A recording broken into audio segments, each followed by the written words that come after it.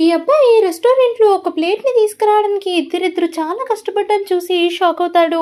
ఏంటి ఒక ప్లేట్ కి ఇద్దరు కష్టపడుతున్నారు, ఏముంది అందులో అని చూసేసరికి అందులో చిన్న భోజనం మాత్రమే ఉంటుంది. దీనికి ఇద్దరు ఎందుకు తీసుకొచ్చారా అని చెప్పి ఆ అబ్బాయికి అసలు అర్థం కాదు. ఏం జరుగుతుందంటే ఒక రోజు ప్రపంచం మొత్తం కూడా వాళ్ళ శక్తిని కోల్పోతారు.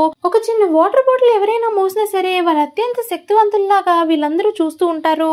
ఈ అబ్బాయి ఒక రోజు సాదా సీదాగా కూల్ పని చేసుకుంటుంటే ఒక చిన్న మొక్కను పట్టుకెళ్ళడానికి పెద్ద క్రెయిన్ పట్టుకెళ్తూ ఉంటుంది.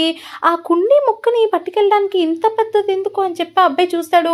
ఇంతలోపే ఒక CEO అమ్మాయిని గుద్దేసి ఆ అమ్మాయిని పట్టుకుంటాడు.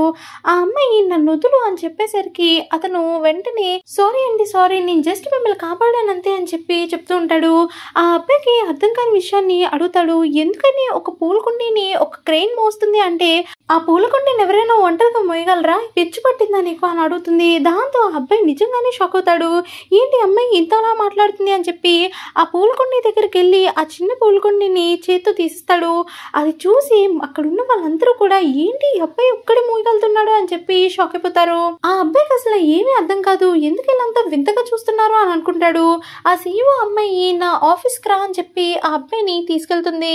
ఆ అమ్మాయికి ఎప్పటి నుంచో బలవంతుని పెళ్లి చేసుకోవాలి అని చెప్పి ఉంటుంది. నన్ను పెళ్లి చేసుకుంటావా అని అడిగేసరికి ఆ అబ్బాయికి అసలు ఏమీ అర్థం కాదు. ఈ అమ్మాయి నన్ను ఆట పట్టిస్తుందిలే అనుకొని ఆ పూలకుండిని టేబుల్ మీద పెడతాడు. కానీ టేబుల్ ఆ పూలకుండి దెబ్బకి ఇరిగిపోతుంది.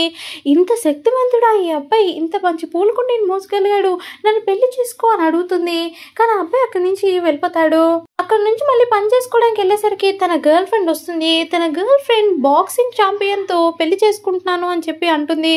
అది విని అబ్బాయికి ఏమీ అర్థం కాదు. 3 సంవత్సరాలుగా ప్రేమించుకున్నాం కదా అని అనుకుంటూ ఉంటాడు.